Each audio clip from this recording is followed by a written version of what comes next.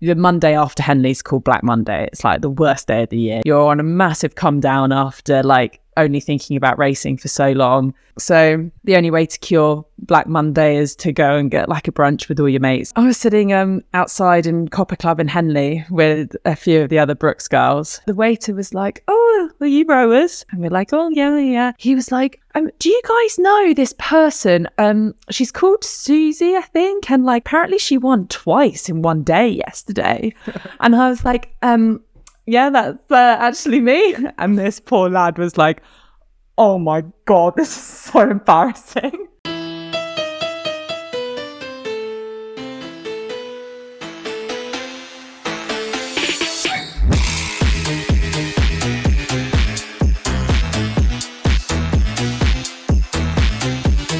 Hey, what is up? Welcome to Last Show Counts.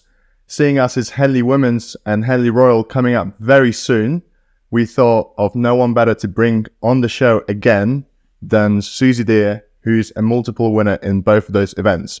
But quick announcement before we get into the show, we are still doing our Concept 2 Model D giveaway.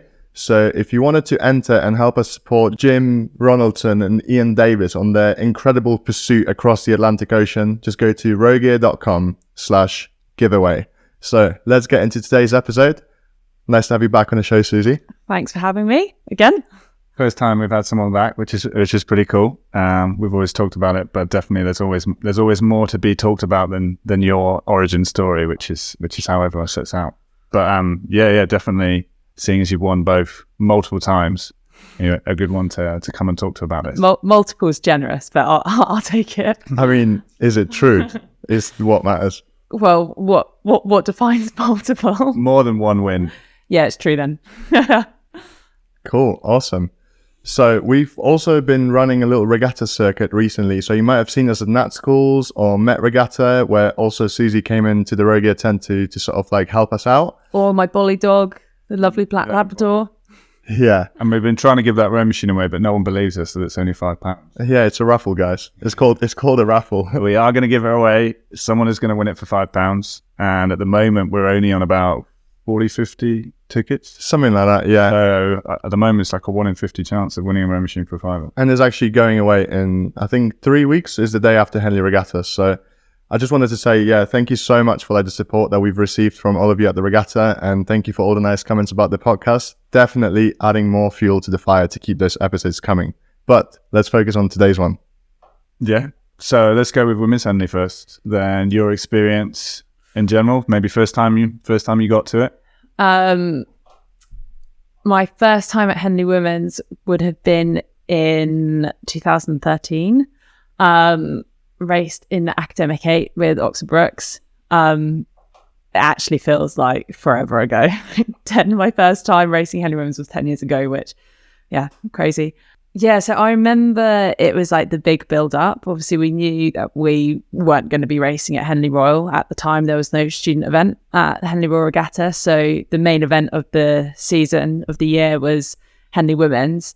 And, back in the day, in 2013, there was no women's squad really. There was only 7 of us for the 8, so we had to recruit our 8th person, and we didn't even know if we would qualify. I can't remember how many had to do the time trial and then how many places there were for the actual racing. But I remember doing the time trial and just being like so nervous. I just thought, oh my God, like this is it. Like we've got to get through this time trial. It was so windy, like a proper Henley headwind all the way down the course. Anyway, did the time trial, and then we were all just waiting on the picnic benches. So at Henley Women's, the way they'll announce, I think same as Henley Royal, the way they'll announce the qualifying crews from the time trial is on the tannoy, and it's in alphabetical order. So you're sitting there being like, A, B, C, D, okay, we're nearly coming. And they read out Oxford Brooks, so we were all like just so happy that we qualified for the race. And then got back in the minibuses, went back to Oxford, and the boys were so sweet. I remember they said that if we qualified, they would cook us dinner that night. So the novice men's 8, so there were two novice 8s, the novice men's 8 and the women's novice 8, which for the women, that was actually the entire women's squad as well. So it wasn't just the novices. It was all Brooks had at the time. And we had dinner that night, and then on to racing the following day. And I actually can't remember who. I know it was UCL. They knocked us out in the first stage the next day. So when you said you recruited, did you composite, or did you? No, you taught someone to row from scratch that year? No, so it was at the time Oxford Brooks. There were just before I arrived at Brooks, there was a pretty good but very small women's squad, and most of those girls, I think, either went to Leander or went on to the British team. And then there were a few girls that just retired. So we managed to persuade one of the girls to come back. Pulled out of retirement at the age of 21 or something. That's unheard of in rowing, pulling out of retirement for a last minute race call out. Yeah. Oh, yeah, it's happened too many times. Yeah. Yeah. So that was my first time down the track. I mean, it was a long time ago, but very, very happy memories of. How does it compare in terms of, like, pretty much the whole course is out, same starting, on the same starting platforms and things like that? Obviously, it was a bit shorter. So Henley Women's is short, much shorter than Henley Royal. So it's just under 1,500 meters. Oh, it still is, yeah. Yeah. So it's a significant chunk shorter.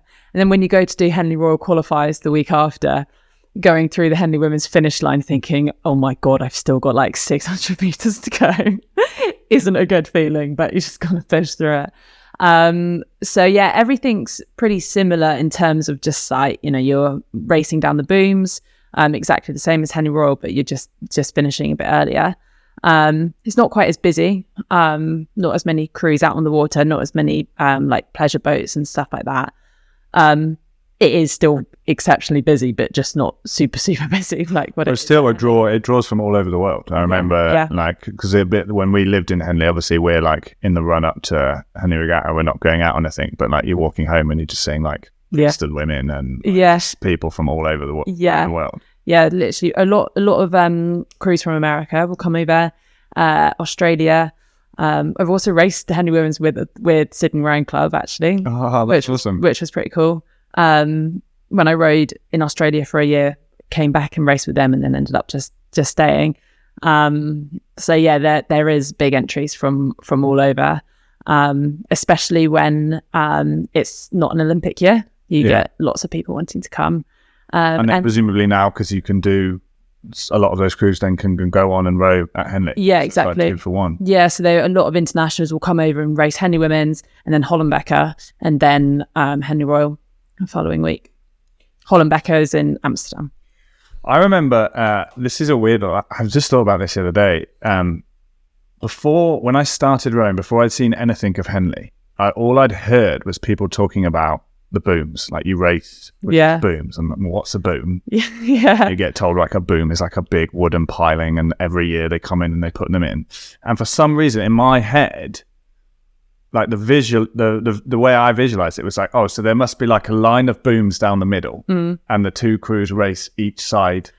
I thought it was like that, a separation. Yeah, I think a lot of people think that, but no, it's sorry, if anyone listening hasn't seen what the course looks like, so most of the year at Henley, there's obviously the booms aren't in. So at about sort of April time, the regatta will start putting up the course. Yeah, when you train down in Henley, it's literally like 1st of April, you come down to training and there's the line of lorries. Like massive lorries just queuing. Like rolling up, and you're like, okay, it's nearly regatta time. Well, it isn't, but it's like literally 3 months. True. And then, so they're probably up for about half the year. Yeah, literally. But anyway, they're not up all year round. I think a lot of people, especially perhaps crews from abroad, think that the booms are up all year round. So if you've never seen what the booms look like, they're these sort of white posts spread all the way down the course with a wooden plank, in between each boom. Yeah. And they don't break. So if you crash into them, you will be the one that comes out worse than the boom. Yeah, you break. But yeah, a lot of people think that the boom down the middle is what separates either station, but both crews race within the booms. What did Rory called it, like the wooden boxing ring or something? Yeah. Like, because you're like inside, you're like having a battle inside this wooden cage. Yeah, no, but I think I always think I've had to steer it before, and it's always a panic having to steer, but it's fine because actually there's more space between the booms than what two buoyed lanes are. So there's more space than what it seems. It's definitely something that gets like, just because it's so different, certainly gets pushed to the front of people's worries. Definitely. And I think when, if you were to hit a buoy in racing, it's not ideal, but it's very recoverable. If you hit the boom, then brown bread. Yeah, blade could snap, etc. Plus, also it can feel a lot more tighter than racing in a 6-lane environment, because other crew can sort of like push you out of your station, and then you just always see like people trying to like give each other the wash, etc. But that's the other thing about Henley. I thought for a very long time that it was 6 lanes.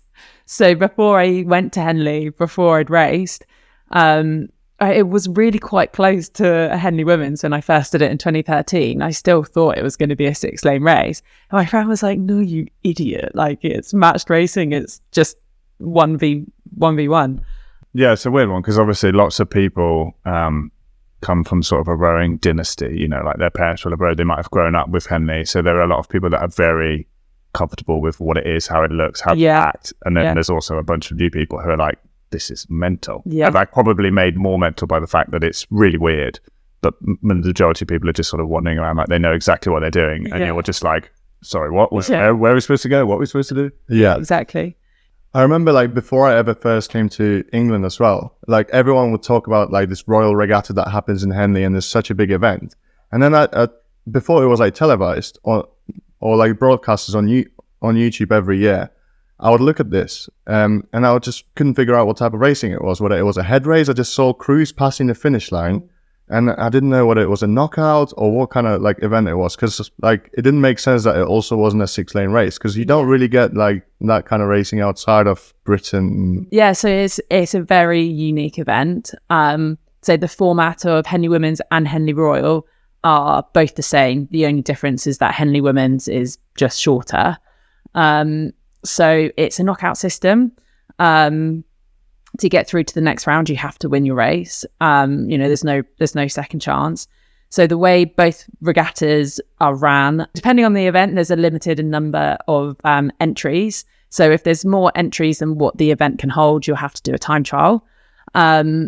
Once the crews have come through from the time trial, you'll then be drawn into either one side of the draw or the other. So it's really cool, actually, if especially for international crews coming over, you can actually go and watch the draw for Henley Royal Regatta in the town hall in Henley, and all the crews will be put into the Grand Challenge Cup, I think it is. Yeah. It's like something out of Harry Potter, like, it's like, Harry, did you put your name in the Goblet of Fire?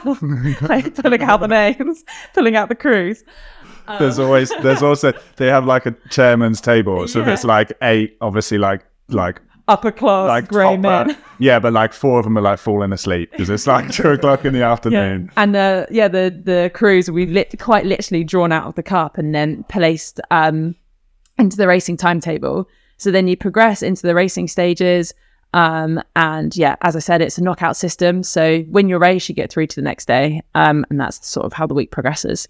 Yeah, they do seed some crews. So they'll look at like previous performance of how you've done. So some top crews will get seeded to make sure that they don't meet till later on. Yeah. And then quite often the crews that come through qualifiers will have a tough first round. Yeah. But yeah, it's quite the experience that, you would probably, most crews, even, smaller crews, like when I was with school, you're going to probably turn up, say, like Wednesday or Thursday before, like the week before, have a couple of days paddling, go out on Friday for qualifiers. Mm-hmm. Then if you qualify, is it Saturday? Like literally the next day, Saturday afternoon is the draw. Yeah. So then you get to go and look at the draw and then again, paddle around for 2 or 3 more days until your event starts. Yeah. And I loved, when we did the Thames Cup, I loved doing the 5-day event. Like that's the one thing I missed so much from then. Obviously, we won it. So then we went into the next year. I was only eligible for intermediate events, which start a bit later. Yeah. But the 5-day thing was really, I really loved it. I've never done the 5-day. So for women, now there are the student events and there's a few junior events. But for me, I've only ever started racing on like the Friday because there's, I think, only 8, perhaps 12 entries for the international events. So for me, that what I enjoy is rowing in like the lunch break and the tea break in the days before Friday. Yeah, I mean, it's always, when we went in, we won the Thames Cup, so obviously we entered as a seeded crew. So the first few days were very much an easy win, but it was very nice to settle the nerves. It meant that by the time we came to that difficult race on Friday, we kind of like had found ourselves a little bit. Yeah, a bit more comfortable. But yeah, it's not like anything else. You see the big tents. I mean, they have down at Henley Women's is not as much of a spectacle. Yeah, so at Henley Women's, like where you boat from and everything is very different. So the racing format is the same, but most other things around it are quite different. So at Henley Women's, you boat around like in the Forley area. All the boating racks are outside. So what I would say, if you're coming over for Henley Women's, like try and like sit in the shade and stuff in between your races, like find a quiet spot, or even like bring your own gazebo or tent or something, just so you can find a cooler sheltered area to rest in between races, because unfortunately like we can't use the facilities that Henley Royal Regatta have during Henley Women's. So from your experience, like some other little like tips and tricks, maybe there were some years that you raced that you got it wrong, or some things that your coach is like, right, we're going to do this, like some things to expect. Things to expect. At Henley Women's, you may have to race twice in one day. Henley Royal, it'll be one race each day and you'll progress through the week. But at Henley Women's, you may have to do 2 races in one day. So just really have a think about how you're going to recover between the first race and your second race. It's quite often the case that perhaps your hardest race will be a semi-final. If you've got 2 really good crews on the same side of the draw. I've had it before where actually the semi-final has been harder than the final. So just really think about what your recovery strategies may be. Make sure you bring lots of food, bring lots of fluid. Where are you going to warm down? There won't be room to cool down on the water. So like have a pair of trainers with you in a bag ready to go with your food. My suggestion would be shove the trainers on, make sure you've got something cool to put on, like a white t-shirt, a cap, and get out of the sun and try and find a shaded area to just walk it out your legs. That's something I found. We obviously always got told in elite programs to stay out the sun. Yeah. And I think it's something that gets really overlooked. And when we coached at Oxford colleges, it was something that they like wouldn't get in their head. Like I would be like, guys, like you're not going to just sit in the sun. But why? Like we're just sitting down. Like no, it's draining. It's really draining. And I think, it's all those small things like staying out the sun. Am I hydrated? Have I got some fuel in me? Like it's all those little things that together actually give quite a lot of speed. Like you wouldn't just throw away a stroke on the water. So don't throw away like your recovery. Yeah, all that heat can be obviously contributing to like the dehydration aspect of why you're going to be like more tired, etc. Like if you try to sit out in the sun for a few hours and you're not necessarily going to just be hydrating yourself all the time or just eating snacks, etc. Yeah. Like I heard something that Dr. Huberman said about like why if you're sat in the sun, your body produces something which actually reduces your appetite as well. So if you try to like overeat, then you're going to be like more sluggish or like digestive. That makes sense because you're not hungry when you're really hot. Yeah, that's true. That's true. Yeah, I mean, and also like from my obviously when we started later, so when I was in events that started on Friday, you've got this whole huge event. The whole town is ramped up for it. Everyone's come for it. Your family's come to watch and enjoy it. But I'm turning up on Wednesday morning, doing an outing, having breakfast, and then going home, sitting at home in the coolest room. Before YouTube, obviously now you can watch them racing, but just like being completely away from the regatta, and it kind of sucks. Like you feel like you're missing out, but at the same time, it's like if you want to put your best performance in, these are the 2 or 3 days you just kind of have to give up on. Definitely, I think that's a really good point. Like it's hard to make sure you get the right balance. Between sort of like enjoying the regatta, seeing your mates, catching up with people you haven't seen for a while, but actually, if you want to win, if you want to do well, the most important thing to do is what's best for your boat, what's best for your race. And more often than not, that will be, say hi, be like, it's great to see you. I'm just on my recovery walk. Can we catch up later? Easy, done. You can still see your friend, but you've got the priorities in line. We had that, like, obviously we've just been at Nat schools and met Regatta and stuff, so everyone comes past this Henley, so like, hey, how's it doing? You're like, well, I'm just on my recovery. Yeah. Don't talk to me. Thank you. Just constantly hear that, which is quite funny. Yeah, but it's just quite an easy way to make sure you're staying on top of things. And I also think, obviously, you said, like, you know, in terms of wanting to win, but I think the interesting thing about Henley Regatta, because it's such a special event, I would say Henley Women's as well, everyone goes with an aim. Yeah. It's not necessarily to win. Like, your winning could be many different things. Yeah. So for me, my school first eight had never qualified. They'd never got through a first round. They qualified quite a few times, but as a lower crew in PE, always come against some big schools. So that was always the aim. And it's quite funny. So in 2007, it was like, can we qualify? Like, can we get through the Wednesday? Yeah. And then 2008, it was like, can we win the Thames Cup? Yeah. Yeah. But there wasn't a huge difference in the way that we approached it, because they were both the top aim for the system or the people who I was with at the time. So I think, like, that's the one where it's funny, isn't it? You see people talk about, we're hoping we're a Friday crew, or we're hoping we're a weekend crew. Like, there were all these different levels of achievement. Or there'll be people that say, oh, I hope I don't get Wednesday. Yeah. Or getting the first out. Yeah. I remember doing like a pre-paddle on a Wednesday morning, like just before the first race comes past. Yeah. It's like some PE event, and like some schoolboy H just got knocked out at 8:45 on Wednesday. And they can't even go out that night. They're not old enough. You've raced at Henley Regatta for both Brooks and Leander. Yeah. So obviously the way that you approach the regatta is different, because Leander's just situated at the Henley pontoons, and it's got his own like dock and everything. So it's sort of like almost separated from the main event. How would you like compare those two experiences, and like what's sort of like the difference between them? Oh, good question. Very different. It sort of ties into what you were just saying, Tom, about what you were aiming to achieve. So when I first raced with Oxford Brookes in 2016, it was the first time a student crew from Oxford Brookes had qualified for the Remenham Challenge Cup. So we were just like so thrilled when we were qualified. Yeah, like that was the big aim. Like, we knew we weren't going to win. You know, when like the Kiwis, the Australians, the Canadians are coming over, like, we're obviously not going to win. Like, I hope we don't win. Because, you know, women's international rowing be going down the drain if the student crew is winning. But, you know, it was just different sort of aims, I think, dictated to how we approached it. So, you know, we went all in on the time trial to qualify. When I first raced with Oxford Brookes, you know, you're going into the qualifiers not knowing whether you're going to qualify or not. I mean, we knew that if we just did what we'd always done that season, we'd be fine. But you don't want to start making solid plans until you know what you're doing. So, yeah, I remember when we found out that we qualified, we were just like, oh my God, like, this is amazing.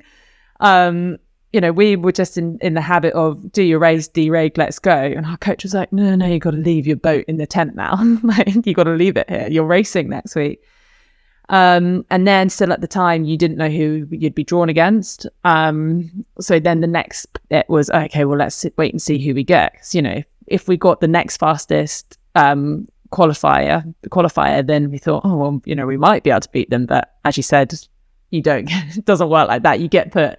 The slowest ones get put against the fastest ones in the early rounds. That's another thing that's interesting that you point out. Like, obviously, you'll know the draw for the first day of racing, but after that, you can guess at who you think you might get next. Yeah. But a lot of the time, you don't know until the end of the day, and you also won't know when you're racing until the last race. Yeah. So that's another thing to consider. Sorry, Mum, but I'm going to throw you under the bus here. The amount of times my parents, in particular my mum, says to me, darling, what time are you racing?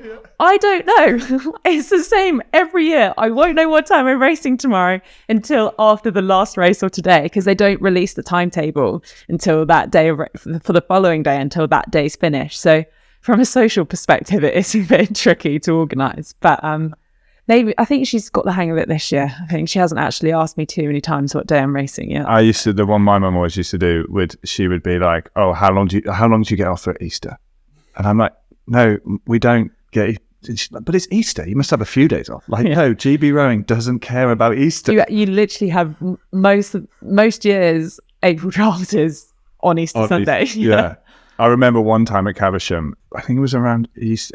I think it probably was around Easter. It was around what other people would consider a general holiday. We weren't supposed to have it, but Jürgen had come in and said, right, guys, everything's been going really well. what I'm going to do is I'm going to give you 2 days. You're going to have 2 days off. You have a weekend off. Big 2 days. Right. You like, and to anyone else, you're like, whatever. Honestly, like I go up to the crew room for breakfast. People are like booking holidays with their girlfriends. Like Mo and Noddy are like sorting out, they went on like the Eurostar to France where they get like people like, it's like we'd just been given 2 weeks off. Like the fact you'd had like 2 days off together when you weren't expecting it. Everyone was going like, wow, oh my God, I'm going to go away. I'm going to stay somewhere overnight.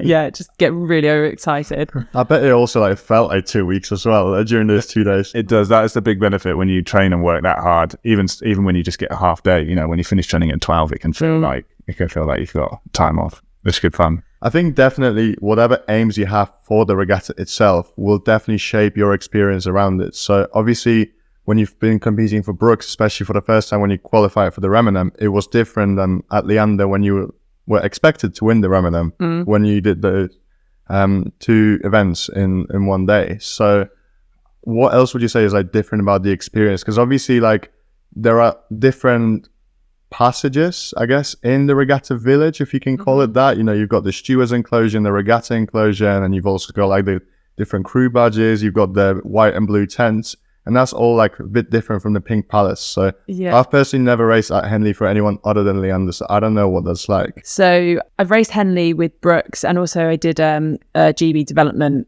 crew, which also meant we had to vote from the tents because it wasn't a full Leander crew. We couldn't vote from the Pink Palace.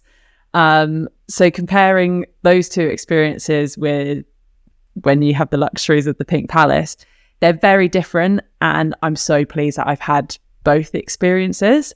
You know, with the Pink Palace, you've got all the perks of a warm shower. The showers in the tent are freezing cold. They're like connected to the mains. The first time I had a shower, and I was like, oh, can't wait. I'm going to like wash my hair. And I got in, and I was like, oh my God, it's freezing. So you know, having the home comforts essentially of Leander is really handy in all year round, but specifically, especially I should say actually in the racing week. And just like being able to have your gym to warm up in and stretch properly, all those little things are like really quite nice to have during the racing Put the week. music on when you're like warming up on the ergs right before you go off. Oh, we had, now you mention it, we when we were boating for the final of the Remenham in 2021, you know, we're all like so nervous. And we just put on Unstoppable by Sia. Is that how you pronounce it? Sia? Sia. We all know the one. And we were literally all 9 of us were in the gym, like dancing, singing. Like it was the most special pre-race warm up ever. Like it was really cool to be able to do that. And I mean, there's nothing stopping you doing it in the tents, but I think at Leander you feel like, you know, it's your home, you're closed in and you're about to like go out and face it. I've done it a little bit with school, but I've definitely had people try and tell me that Henley isn't Henley without the boat tent experience and that you're missing out at Leander. And I'm like, yeah, maybe not. So we've had also, like, before I boated for my last ever race at Henley, we've had another song blasting in the gym, which I cannot say on the podcast, but it was by Jay-Z and Kanye. For those of you who are going to work it out, I think you know what it is. It's a song about Paris. It is a song about, people having fun in Paris, yeah. But no, the boat tent experience, it is cool. Like, I do kind of agree with. Yeah, there's certain things about it. I mean, because it's being different, you know, the shared changing rooms, and you know, you get to kind of mingle with all sorts of different people. Yeah, don't leave your kit in the changing room though, because someone will nick it. Absolutely, yeah. Definitely don't. Yeah, you could walk past, you know, an Olympic champion. Yeah, which is pretty cool. The other thing that's I think is quite cool is when as you progress through the event, it gets emptier. It gets quieter and quieter, and more boats disappear, and it certainly gives you a sense of feeling like, okay, we're getting to like the business end of this now. Yeah, definitely. And what gives me goosebumps is watching crews get clapped out of the tents. Obviously, you do have that at Leander, but just nowhere near on the same scale as what you would get in the boat tent area. Brooks are particularly good for it. Like, everyone will pile into the boat tents. Like, people are switching their boat tent competitor passes around to make sure like everyone's in. And you're all there in your Brooks blazers and just like clacking everyone out and like chanting and stuff like that. Like, it's that's really special. That like camaraderie around the boat tents was really cool. I don't think you can overpower Brooks with their 15 crews turning up to Henley Regatta every year. I do sometimes would feel sorry for like the crews they're racing against. They got, you know, like a few parents and like maybe grandmas there like come to clap them out, and then Brooks are like, ah! It's pretty cool. It's good though. It's good to see, and like you can see that it's working. You know, fostering that team mentality, having everyone come to an event and support each other. I think it's really. It's clearly working with Brooks, and I think it's something that works in general. Like we spoke before about, you know, you work harder for your friends. So the more you can make that, the more you can make it that way, like the better chance you've got of doing it. But also in terms of if you're a good crew, I wouldn't really. I try not to be bothered. But again, we spoke to Dave Bell about the time when he managed to make an Olympic champion. Oh yeah. Kind of question who his competitor was, because we got like 100 people out the boat tents, and he was. I saw him in the gym the other day, and he reiterated that story again. Oh, I bet he loves telling it. Yeah. I bet every time he says it, he just throws in like something else. I'd take that it's funny you're saying that you remember different details, because he said we had Nick Middleton playing the trumpet in front of me, and then I had you and your brother carried your boat out for me, and I was like, I'd completely forgotten that me. Exactly. Like little bits just keep getting thrown in. Because he's not shorter, but he's not short. He's like maybe 6'1", so he chose like the 2 6'7" guys to like carry his boat out, and he was just kind of waving to the crowd. I mean, that's the story. That's the legend of the People's Champion. I think that's where it really started. That's where it came from. Yeah. When Dave gets elected the chairman of Henley Regatta in like 20, 30 years, I think everyone's going to get the People's Champion treatment. Okay. Or that story is going to be like played on the telly every year. They're going to like mention it in a coverage probably. I guess, and just kind of thinking about other things that are different from other races, like things that to look out for, or little cheat codes, little things where you can benefit. I would say bring a spare loo roll with you. That's not a bad shout, definitely. Like, you know, when it's not like in the early stages of Henley Women's, when like if the portaloos haven't turned up, what are you going to do? You need to be prepared. Or like the portaloos may be there, but the supplies are running low. So if you need some loo roll, just bring your own. That's a good one. That's a good shout. Yeah. Sorry, I gotta say this story. We in my first, maybe it was my second time doing Henley Women's with Brooks, and we were about to boat for one of the rounds, and our cox was like, Alan's our coach. She was like, Alan, I really need the toilet, and he was like, well, just go quickly. She was like, no, I need the toilet. I need a number 2, and there's no loo roll. And he was like, well, what do you want me to do about it? And she was like, do you think I'll be able to wipe my bum with a tampon? And he was just like, sure. Just do what you need to do. So bring your own loo roll as well. There you go. That's the reason why. But I know it's different, and it's such a high. It's such a nervous time, you know. Like you're constantly the amount of times you visit the loo before a race. It's constant, isn't it? Yeah. Another thing on not that needing loo roll is not serious, but I haven't got a funny story to go with this one, unfortunately. Just bring loads of water with you. Like there can quite often be a queue for the water tap. So yeah, I'd definitely bring a few bottles of water. Don't just bring one. Yeah, extras, things like that. Yeah. It's very, very unlikely to happen, but with the rules for Henley Royal Regatta, if you win by less than 1 foot, they will re-row the race. So I do know probably just about every year, at least one crew, sometimes once or twice a crew. I knew a couple of people that have had to do it.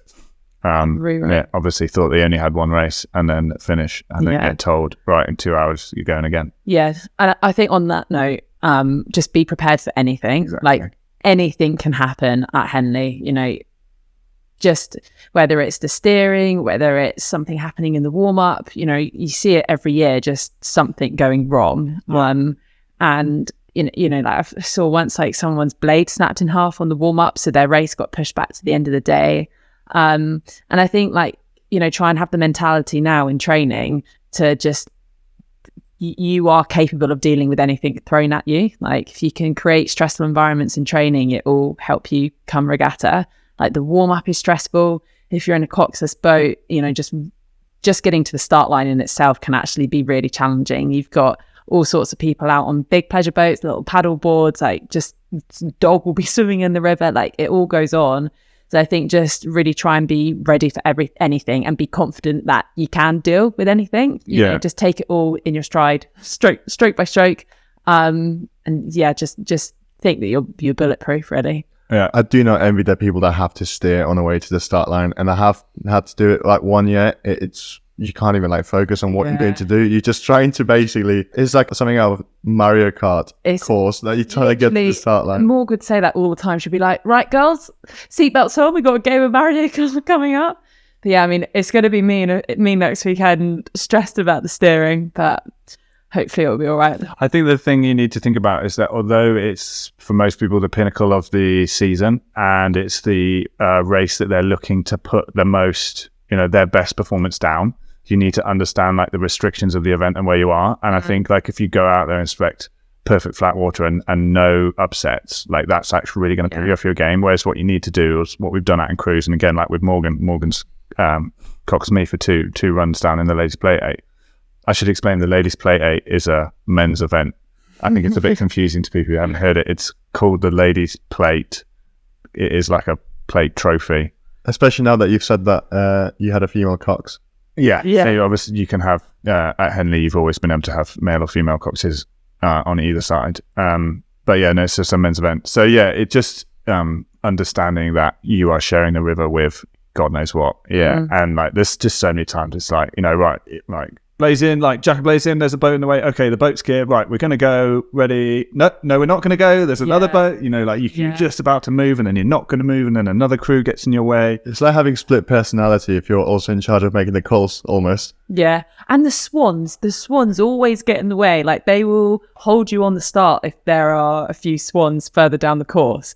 And I quite like it, actually. It's a very British thing. Like you can't start the race because there's a swan in the way.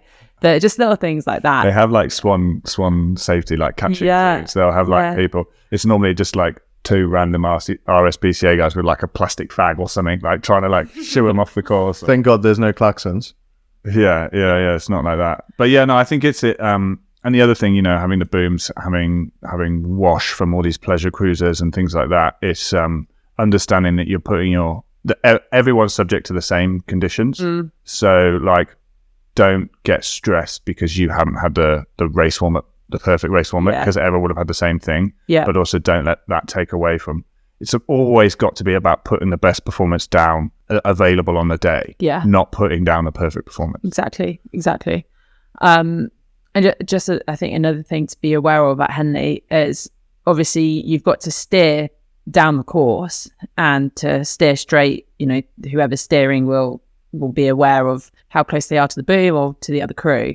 But just keep an eye on the umpire as well, because they will guide you. So if you're coming too far off your station, they will say, Leander, point back over, just little things like that. You don't want to piss off the umpire by being on the wrong side of your station. And here's one which I thought everyone knew. I thought everyone knew that you do not make a sound from the umpire launch. Yeah.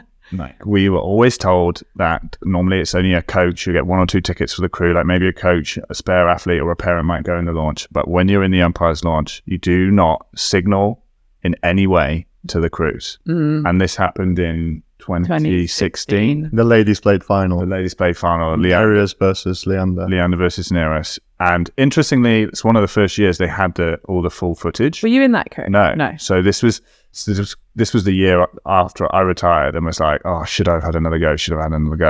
And then Leander went and won it, obviously, in strange circumstances. But it shows anything can happen. Exactly, right. Yeah. And at the end of the day, did I watch it back with you the other day? Yeah, we watched back the footage. It's really damning. And I can understand maybe why the coach like wasn't necessarily thinking about what he was doing.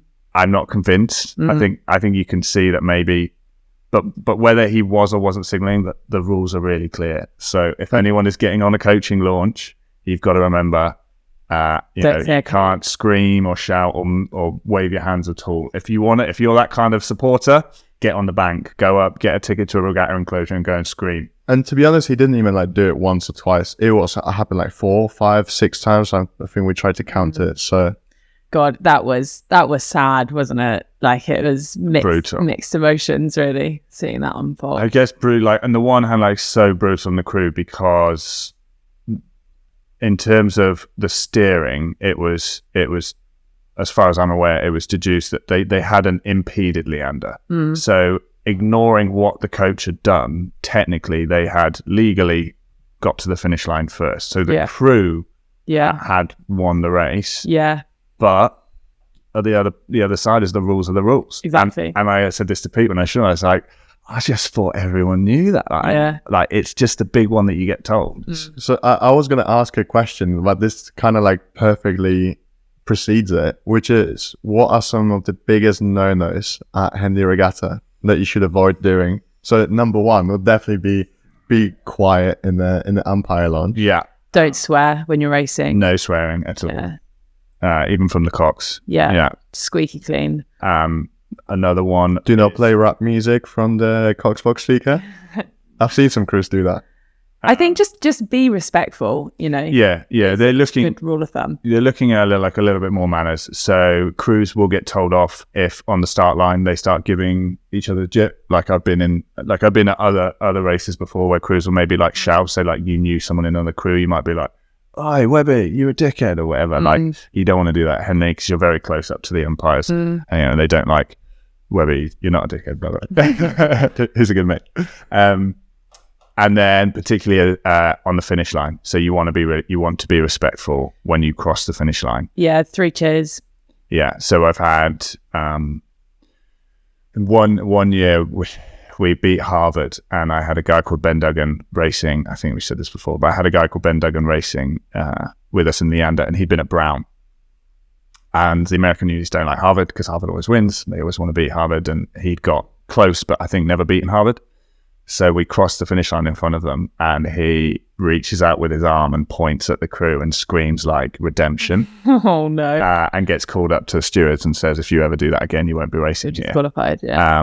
So normally the cases that I know of, I think there's another famous one with Matt Pinson, when before they crossed the finish line racing in the pairs, he took his hand off. So he comes through the finish line, one hand on the oar, fist pumping the air, and then that was considered to be not sportsman behavior, and he was called up and told not to do it again. But if you did something really bad, if you let your emotions get to you, there's another chance that you could get disqualified on that. So definitely before and after the race, being respectful, not swearing. I've seen after Vicky Thornley's race in a single, one of the women started doing this after she beat her, as in trying to pretend that she's got binoculars, just trying to look for her because she was apparently that far ahead, which she wasn't. It was 2 lengths. Right. That's funny. Yeah, that's quite a nice thing I think about Henley, about it's just keeping it all respectful. Like you said, 3 cheers is really important. For most crews, when they finish, they will go and shake hands. Yes. So maybe unless something has, I have once been in a crew where the people we beat wouldn't come and shake our hands. It is what it is. I'm not going to say who that was, but in general, even if it's you're not in the boat tents, so with Leander, you'll always come around tents, go and shake hands and stuff. And I think tension's always high in the water, but I think it's a really nice thing to do. You've been and battled each other, so that's a nice thing to do, and that's something. It's not a written rule, but that's something that everyone does. What's the other unwritten rule would be the amount that you win by. Oh yeah, and the way that you win. Yes, definitely. With them I don't know. I'm possibly interrupting you here and saying something different, but if you're in the early stages, you obviously want to save as much energy as you can for the finals, semi-finals, when it starts getting harder. So if you're a crew that is a few lengths up in one of the preliminary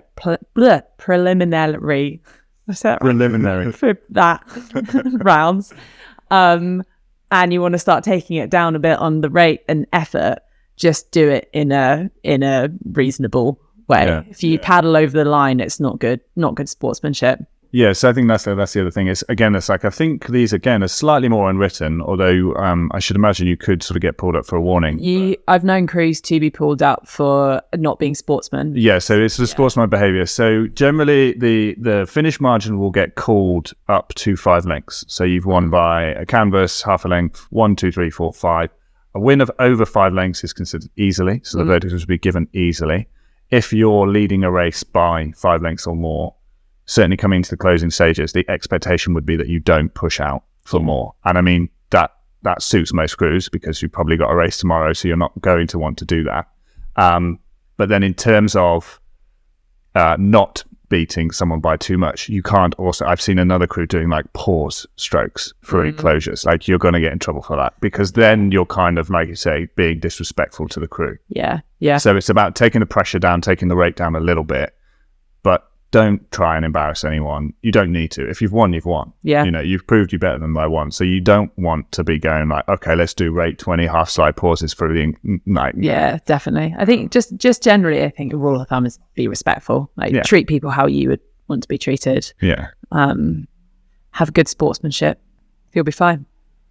What are some other big no-nos that potentially aren't to do with like official rules at Henley and sort of like the behaviors, more sort of like with what you should avoid doing if you're racing? Don't go out on the piss the night before your race. Sorry, say that again, but louder. Yeah, I think there's always someone top of the fuck up list, as Brooks would say, not for Henley, and go out on the piss the night before a race, get enticed in, and then you turn up hungover, like trying to cover it up, like, oh God, what have I done? Do you remember the one, I guess it must have been about 2015, there was a year when some of the Brooks lot went out. Again. And 2 of them didn't get back in time, and Henry was like, find your own way home. So it was actually my ex-boyfriend. Okay, you can tell the story better than me. Oh God, yeah. So we'd raced at Ghent. I think it was the first time, or one of the first times, Brooks had put a few 8s in front of Leander's first 8, and awesome day to be part of Oxford Brooks. We all go back to the hotel, fully paid for trip by Brooks. I think Spratley said it cost the club $5,000 to take us all out there. So really awesome that they did it. We went back to the hotel. Most people, got on their recovery, went to bed, got an early night. And I remember I was calling my boyfriend thinking, it's just weird. Like, he's not answering. Like, what's he doing? And this was before, like European roaming and stuff. So you don't call the mobile, you call the room number, from your hotel room. And I just couldn't get hold of him. I was like, this is a bit weird. Like, what could he possibly be doing at the moment? And then at about 3 a.m, I heard this like commotion outside.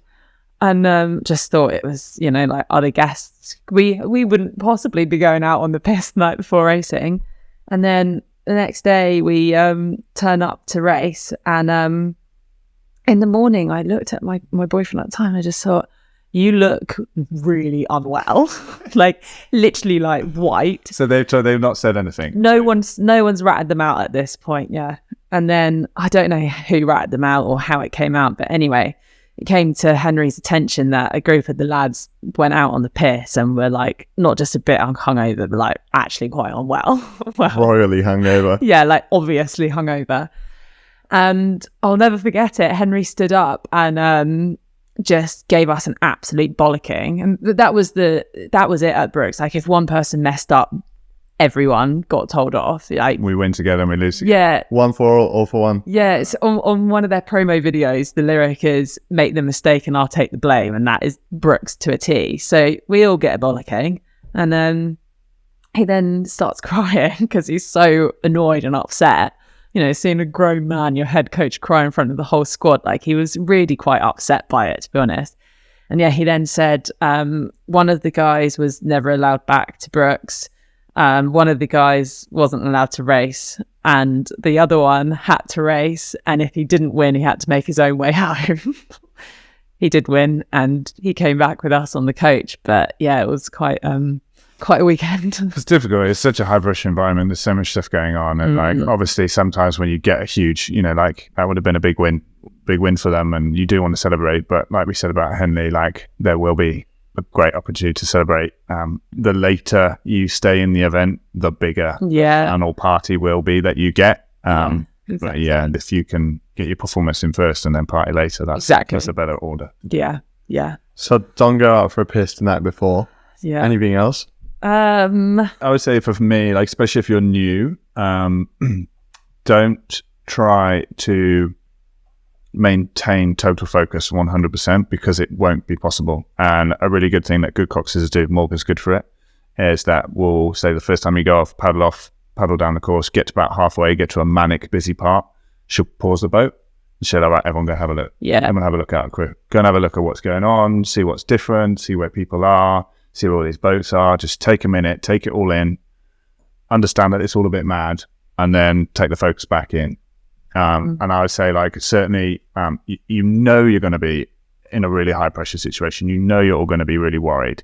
So taking that time to just try and like have a think about it. Maybe another thing you could do, say early in the week, say if you're racing Wednesday or Thursday, maybe like Sunday or Monday, you could just go for a walk down. Yeah. Like if you're starting later, say we're starting on Friday, maybe obviously now racing is on Tuesday, you could pick a point on Tuesday, go for a little walk down the river, just see what's different, how busy it is, things like that. Try and get a sense of it because it will be one of the biggest crowds that you ever race in front of, even if you go to an Olympics final. If you're racing at Henley weekend, it's going to be one of the biggest races you ever do. So 200,000 people on Saturday, they say. Yeah, it's massive. So you cannot possibly just keep the blinkers on and ignore all that. And I think, like, on that note, we've spoken a lot about like what to expect, what not to do. I think something that we often overlook as athletes is enjoy it. Like, it's a really cool event, and yes, you want to be professional, and yes, you need to be switched on, but make sure that, you know, you do open your eyes and take a moment to think, actually, this is really cool. Like, I'm racing at the biggest regatta in the world, the most like famous regatta for sure in the world. And like, just enjoy it. Like, you know, you will be nervous and you will probably wake up the morning of your race thinking, oh my God, like, why am I here? Why am I doing this? I've made really poor life choices to have to be in this kind of pressure at the moment. But that's what it's all about. And just enjoy it. Like, I keep saying the word, but really enjoy it. Absolutely. It's really, it's a really special event. And if you qualify for it, I think without letting that stress you too much, also like don't let that get lost in the fact that it is really special. And you know, I've been in a situation before when I was talking to an athlete that had pre-qualified but wasn't necessarily happy with how things are going, was thinking about maybe not wanting to do that event. And I went and had a word with him, and I was like, listen, like, I've rode for Great Britain more times than I've rode down this Henley track. Like, it's that special. And you never know, you know, especially even when you get up to the top end, injuries, illnesses. Certainly with international racing, like calendar clashes, quite often other races are close around it. GB don't always go. So you're never going to guarantee you're going to be back there. So like, understand that it's special, like take that moment in. And in the same way that nerves, I would say you want to use nerves to understand that you're getting up for this because it means something. Yeah, I do the same thing, like have that little look around, understand that this is a special event, and use that to get the best out of yourself. Definitely. Based on what you said, I had a similar story. I had a choice of, in my first year as a junior, as a J17, I went to trial for Poland in May, and I actually came like third in my year group. So I was either going to go to Junior Worlds or Coupe, but I was told that I needed to stay in Poland for the next few rounds of trials, but that would effectively mean that I wouldn't be able to race at Henley with Leander. And it was a snap decision, but I chose racing at Henley with Leander, and I probably wouldn't change that for the other best, because I don't know, I haven't won a round in another time that I've raced, so that was definitely like a special way to sort of finish that year and mark the presence during my first year, like in England.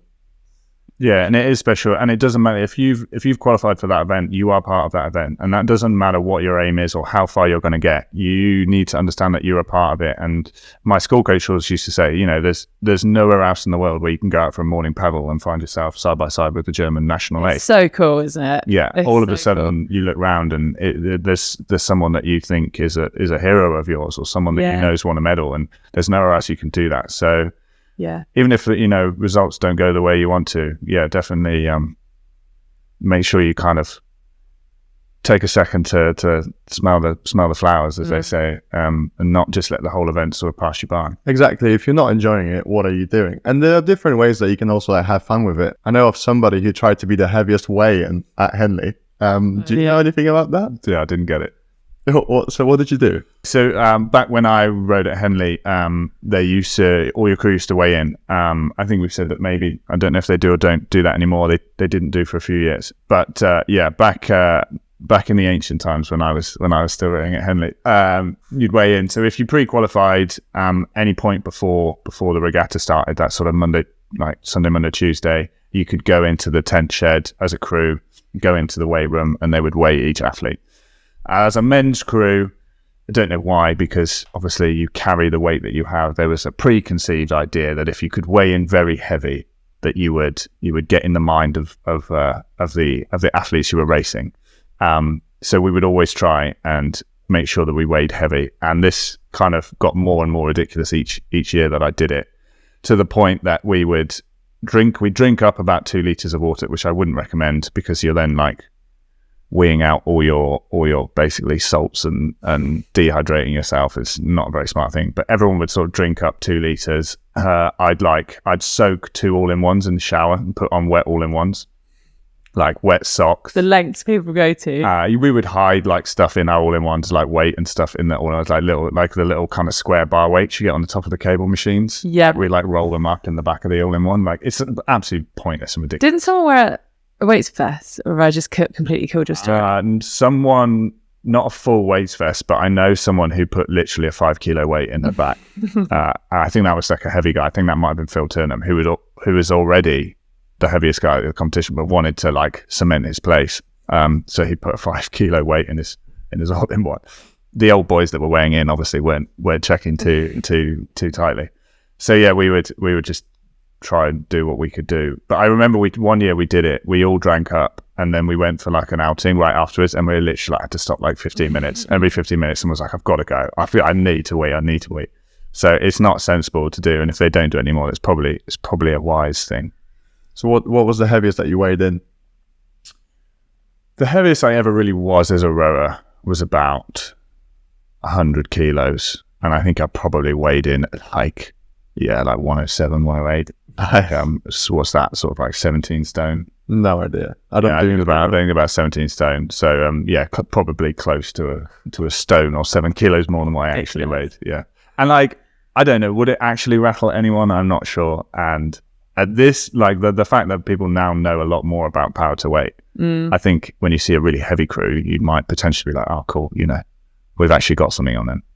We haven't really spoken about stewards. Like, stewards is like a whole nother world in itself. Yeah. I think when you walk into stewards, it's like walking into like Alice in Wonderland. Like, there's a clock on a tree and everyone's in stripy blazers and there's a dress code and you're not allowed to be on your phone. And, there's some really like weird rules around stewards. Yeah, you're not allowed entry if your shirt isn't fully buttoned up with the tie. If it's not like on 100%, they'll literally just make you change it. What I think is quite interesting though is for a female, they recently changed it so it's either trousers or a skirt below the knee, but there's nothing that stays how low cut your top can be. So it's a bit of an interesting rule. So no knee, but anything else goes. Yeah, anything else goes. I think there's probably more. There is a general dress. I think just be respectful. Yeah. To break it down, so Henley Regatta has on the finish line, the sort of last 250 meters is a separate enclosure which you need badges to get in. So this is the stewards enclosure. So the stewards are the people who run the regatta, and then you can apply to be a member of the stewards. You put an application in, depending on how well you have done at rowing or how involved you've been in rowing can depend on how long it takes to get in. You've got to sign it. Yeah. Who you need someone to first and second it. So you become a member of the stewards, you get a little badge, you can go in and you can buy badges for your friends and families and stuff. So it's sort of a more exclusive area. And like Susie said, like there's some old school rules there, like not using your phone and stuff. It does feel like a trip back in time for sure. Yeah, it's quite, they have the kind of guys at the police like walking around in like black suits and bowler hats. Yeah. It looks quite almost like kind of. And it's also where the trophies are kept during the week, so you can go and view them and things like that. Good to know. And then just after that section of enclosure, then for the next sort of 150 meters, they also have what they call the regatta enclosure. So all the competitors can go in and watch. You can also, anyone can buy a ticket to go in there. So you can still kind of see the final section of the race. And there's no dress code in there, I think. So competitors can just sort of run up there and they're all in one and watch their mate race. Yeah. But then from 500 from the start to the last 400, that's all public. That's public bank because it's very, very busy. Yeah, there are no dress code. You can take your dog, take your kids in, whatever you want to wear, and just go and sit on the bank. And most people sit on the bank and just drink their body weight in Pimm's. Yeah, it's nice. Here's a big life Henley Royal Regatta hack, I should say. If you're going to go and sit on the bank and you want to take some Pimm's or any drink to sit on the bank and drink throughout the afternoon, take a plastic bag and sit right on the edge of the bank and put your drinks in the plastic bag, obviously screwed with the lid screwed, and dunk the plastic bag in the river through your foot, and it keeps it cold all day. Definitely, if you're looking to get a bit merry, take your own drinks because they are not cheap. Yeah, do what my friend Big Moles does. I didn't see it, but I can definitely picture doing it. A few years ago, she came to the regatta and didn't want to buy drinks all day at various stands and stuff. So she had like a Tesco bag full of Pimm's or whatever, and she hid it in the hedge. And my parents were like driving out of Henley and they just saw Molly just shove her hand in the hedge, pull out like a lemonade bottle with like some Pimm's mixed up, and they just start drinking it. Like absolutely no shame whatsoever. So it's stuff like that you'll see quite often in Henley Week. We have I usually try and on a Wednesday go meet up with some guys I rode with at school if they're there, and I will just I don't want to give away my secret, but I won't say where, but there's normally some spaces you can park in Henley. I can always find like a free space about 10-minute walk away. So I have like a little roller trolley and like an ice box. So I bring like an ice box of all our drinks and stuff and then just roll it in. Nice. And you can just go and sit on the bank and drink whatever you want. That's great. Yeah. That's quite a good one. So we touched upon the mighty Stewards enclosure and the regatta enclosure and what it's like down at the bank. But what is it like to win Henley? Well, in short, it's absolutely awesome to win Henley. When you've been building up for a race for years or, that season, to cross over that finish line knowing that you won is just awesome. Like, there's joy, there's relief, there's, to be honest, sometimes a bit of sadness. You're like, it's done. Like, I've done it. What am I going to do now? But yeah, it's pretty special. When we won twice in 2021 at Henley Royal, it was probably the happiest day of my life. Like, we finished the Remenham final and I'll never forget it. Like, the previous races, I think there was like the women's quad, the other women's 8, Lola had just raced in her single. There was just so much going on and all the girls swam out to us, so like pretty much the entire Leander women's squad was either in a boat on the water or in the water. And like, you like when you win Henley at Leander, like Digby's presented to you on the dock and stuff like that. And it was just awesome. Like, all of our friends and family were there. Like, it was just just pink everywhere, like pink lycras, pink sparkling wine, like everything was just really, really special. And I remember we all obviously were soaking wet because we just jumped in and all the other girls had swum out to us. And my mum was like, darling, prize giving is soon. Prize giving is in like 30 minutes. Like, you're soaking wet. Like, you need to go and have a shower. And Ross was like, our coach, he was like, well, Leander have basically won everything, so it doesn't matter if you're late. Like, literally, I think the Leander women's squad that year had won 6 trophies. So wow. It was pretty cool.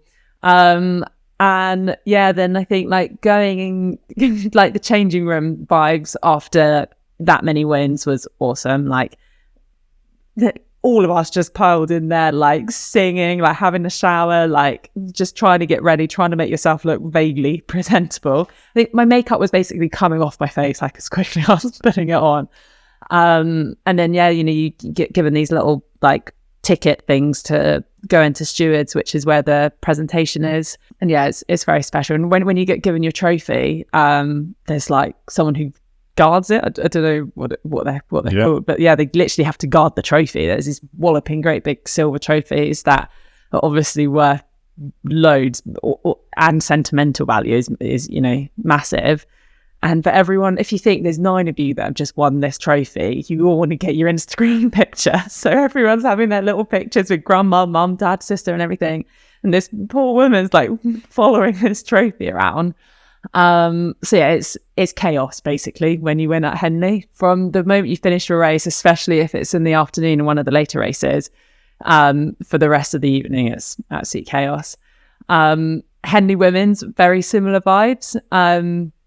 The thing about Henley Women's though is obviously like it's different when you're at Leander and being in the Pink Palace, but there isn't a changing room, so it's strip off in the minibus, put your dress on, like get a baby wipe under your arms, wipe your face.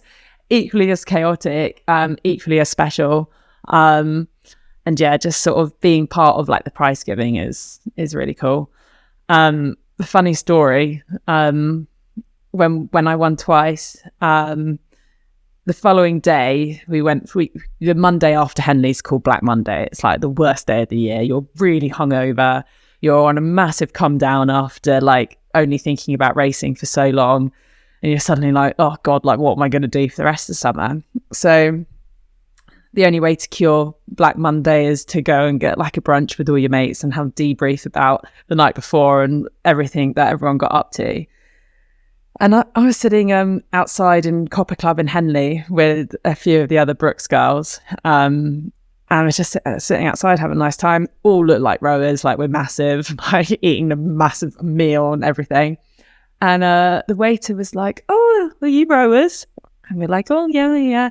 And he's like, oh, did you guys race at Regatta?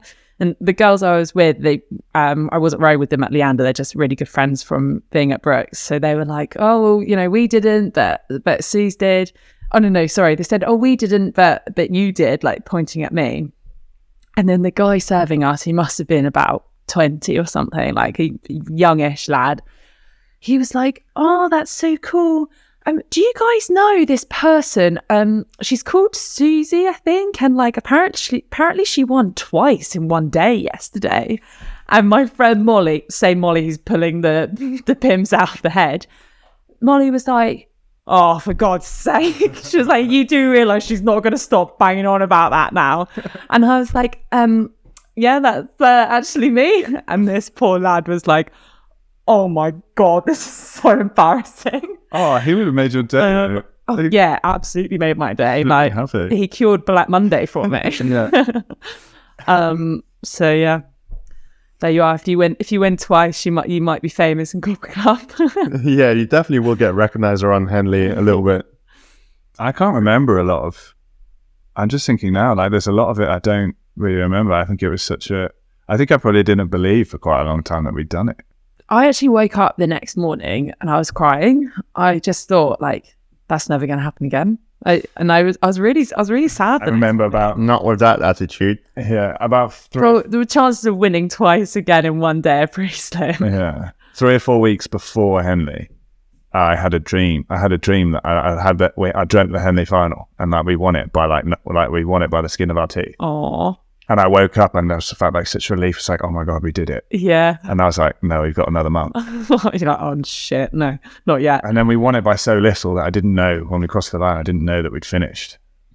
And then it was just like, but did we? Yeah. Some people are celebrating, some people aren't. Right? And then got to the landing stage. I can't remember. It's all a bit of a blur. That was a bit of a mad one. The night out. I remember the night out. That was insane because two Leander. Most people don't remember the night out. I don't remember all of it, obviously, but 2 8s won, and we'd been training together. That was like it was the squad. The whole squad had been trained together. So like all of us went out in the bull. I remember the next morning having to get up and go for a walk because I was just like, Got to get it. I'm in trouble. Yeah. Like, I'm in serious trouble. Like I had to actually just like go and walk around Henley, just at like 6 a.m, just like, oh my god, I'm so drunk. It's a bit of a blur. Yeah. Awesome. So, any last words of advice that you'd say to crews racing at Henley Women's or Henley Royal this year? Just be prepared and enjoy it. I think obviously listen to the experienced people that you have around you. There'll certainly be some people in the club that have done it before. Ask questions. Now you've got YouTube. You can go and watch some of those races online. You can kind of prepare by looking at stuff, like get some information in. Take the event in. Make sure there's time for you to take the event in. Take it seriously when you need to. There'll definitely be time to party when you finish.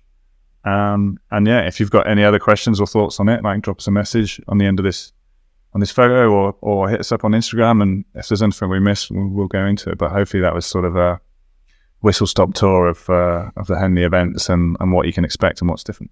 nice. I would just say that train hard, because you never know how close the winning margin is going to be at the end. So you never know. The last stroke might count. So on that note, easy there. Cue the music.